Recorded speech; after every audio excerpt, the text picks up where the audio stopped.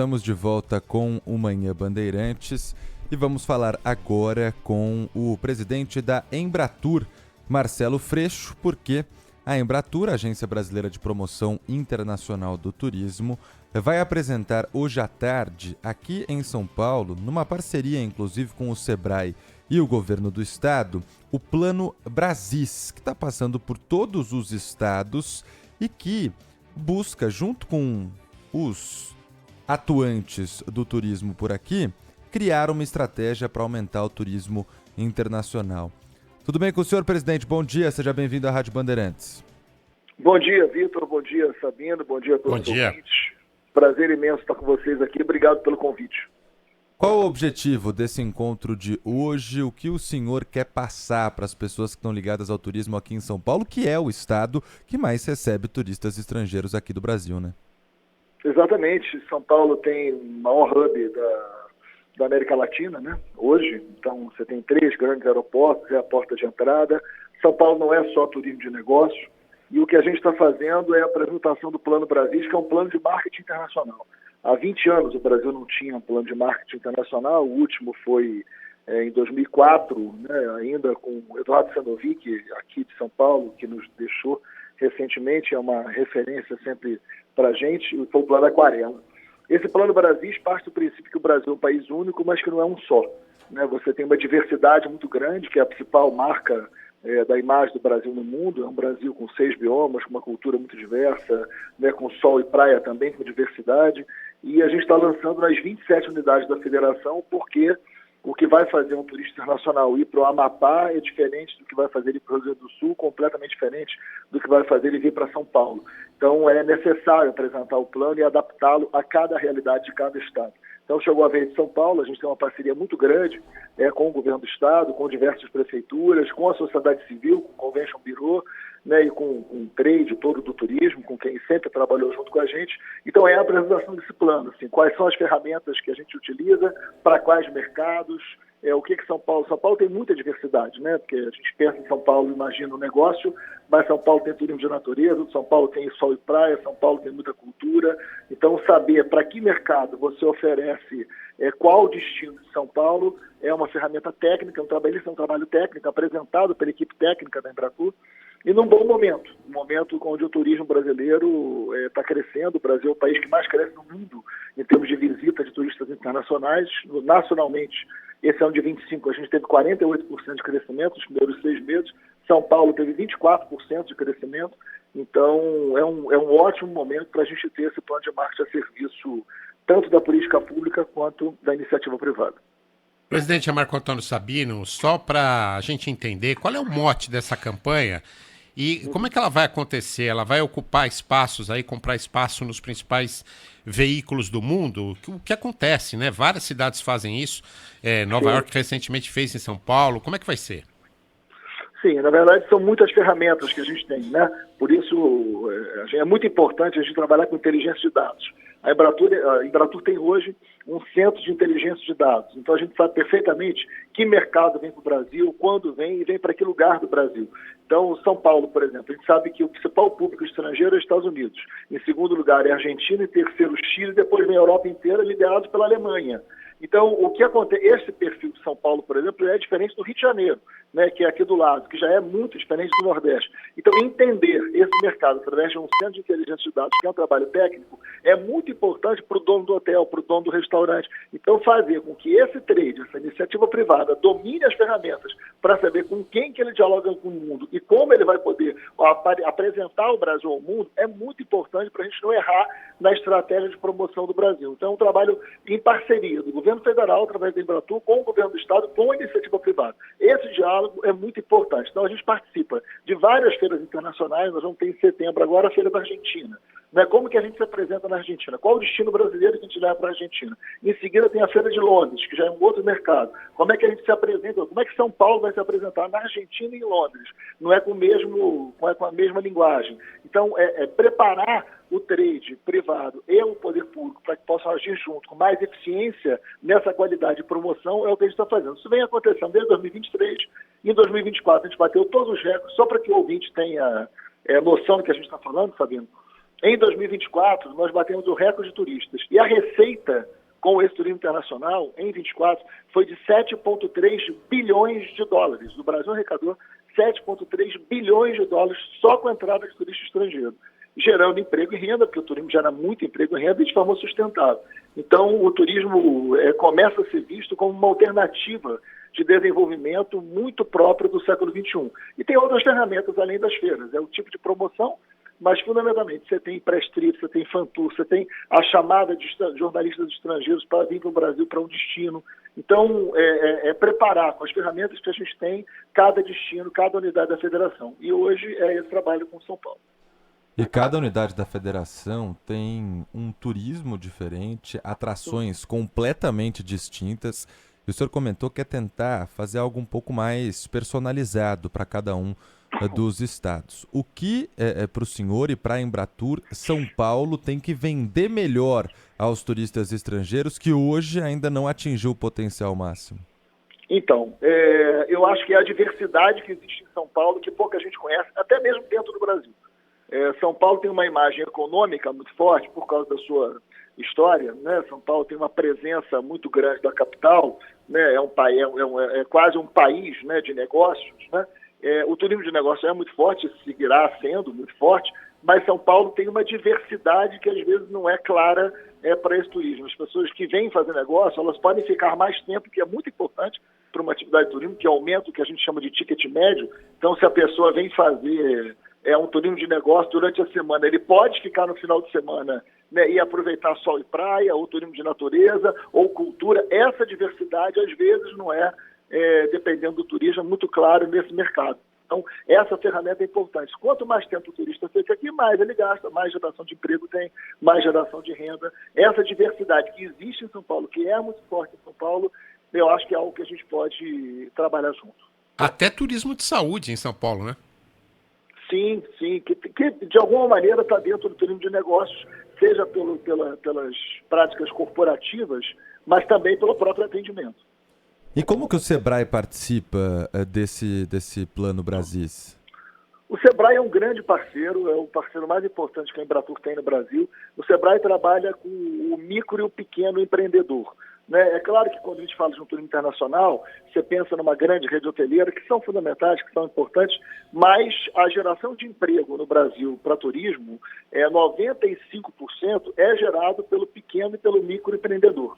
E o Sebrae trabalha com capacitação, com estímulo, com organização, exatamente desse setor. Então, esse Plano Brasil, esse plano de marketing, é uma parceria da Embratur com o Sebrae, levando em cada estado. Eu acabei de chegar do Amapá, né, que é um estado de uma Amazônia negra, que é completamente diferente de outros estados do Norte, completamente diferente do Nordeste e mais diferente ainda de São Paulo, né? Então, como é que você promove, em que mercado você promove? E sempre junto com o Sebrae, porque o Sebrae trabalha diretamente com aquele gerador de emprego que é o pequeno e o microempreendedor no Brasil.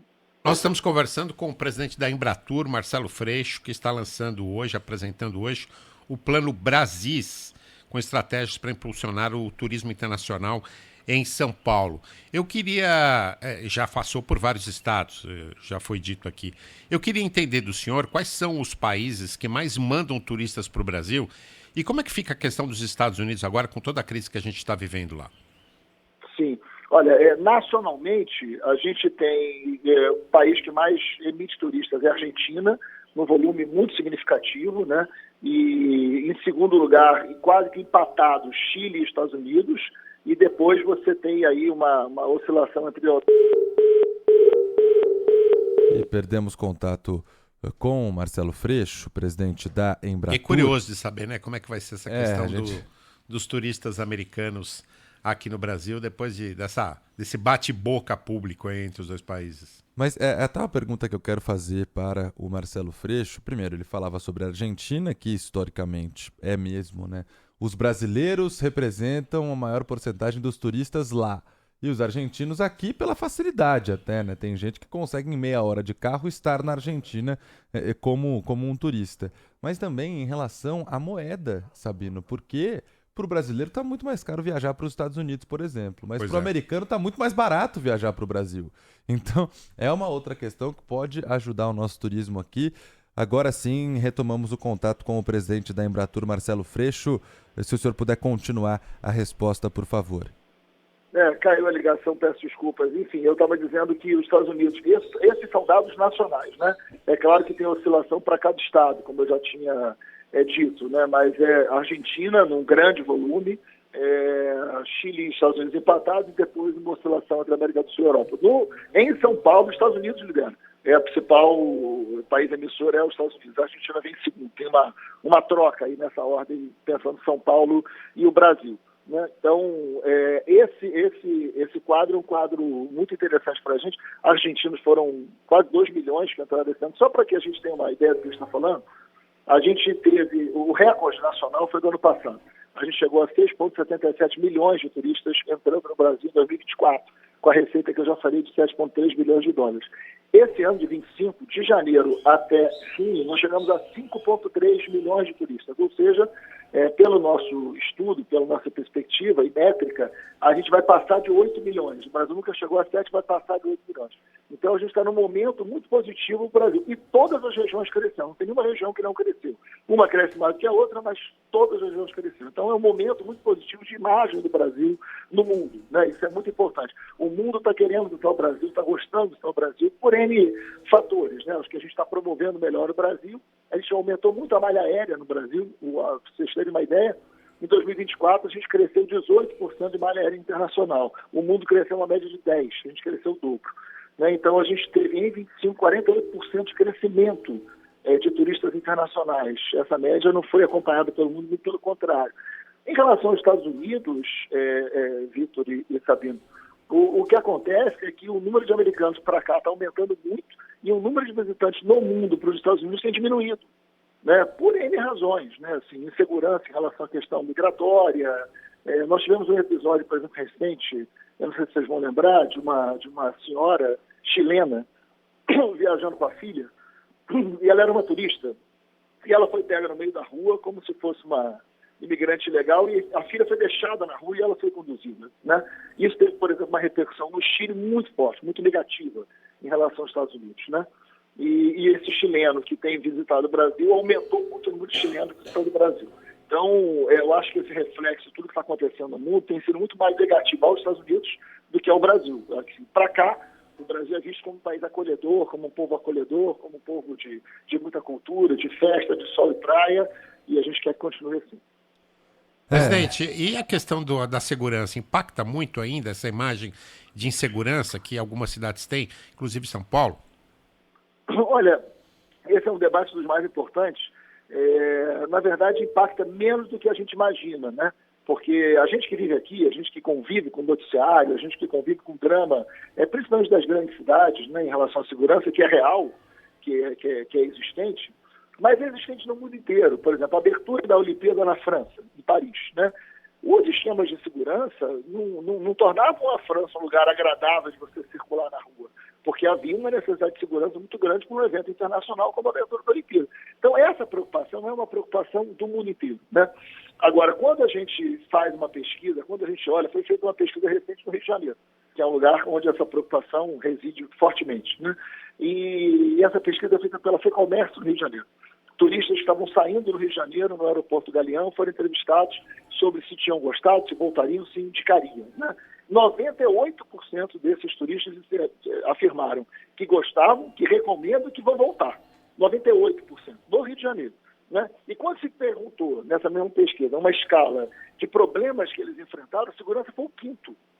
Então, às vezes, eu não estou dizendo que não exista um problema de segurança, pelo contrário, é um desafio para a vida da gente, né? Que a gente não só para o turismo, que a gente tem que enfrentar. Mas quando a gente vai olhar para o turismo, principalmente internacional, não é algo que nos impacta tanto quanto a gente imagina por a gente viver aqui e querer, evidentemente, viver num lugar mais seguro, né? Eu só acho que, aí tem só mais um elemento para completar, eu acho que o turismo pode ser, na verdade, uma solução para a segurança, né? E não a segurança um problema paralisador para o turismo. Eu acho que quanto mais a gente transforma no lugar turístico, quanto mais a gente aumenta a circulação de pessoas, quanto mais gera emprego e renda, quanto mais a gente prepara um lugar para grande circulação, seja de brasileiros ou de estrangeiros, esse lugar se torna mais seguro. Então, talvez o raciocínio na relação de segurança e turismo seja que quanto mais a gente se prepara para receber o turista, melhor esse lugar está para quem vive aqui também, né? Não dá para ter um Brasil bom para turista e ruim para brasileiro. Tem que ser um Brasil só. E aí eu acho que o turismo pode ajudar a gente na segurança. E em relação também às coisas naturais que acabam incentivando o turismo, para o brasileiro está muito caro viajar, por exemplo, aos Estados Unidos, porque o dólar tá alto, teve essa mudança no IOF, a inflação pós-pandemia não chegou só para o Brasil, chegou para o mundo inteiro, então os valores estão mais altos lá nos Estados Unidos, até para quem mora, vive lá e ganha em dólar.